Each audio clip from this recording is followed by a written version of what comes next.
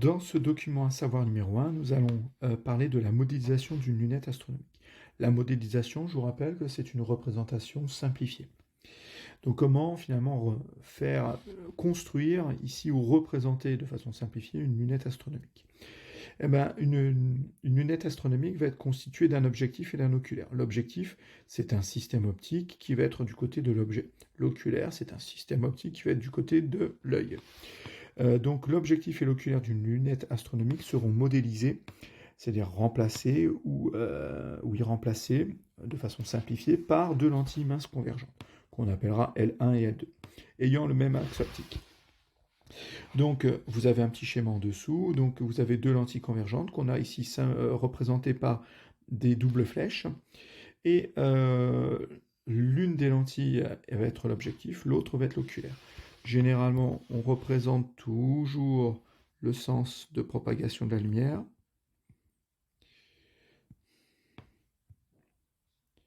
Et l'objectif sera la lentille qui sera la première rencontrée quand on utilise le sens de propagation de la lumière, ici de gauche à droite. Pourquoi? Parce que l'objet est souvent à gauche, quand on a un sens de propagation de la lumière de gauche à droite. Et l'œil sera placé donc ici à droite, parce que la lumière va rentrer dans l'œil, donc on a bien ici un objet à gauche et notre œil à droite, l'objectif à gauche, l'oculaire à droite.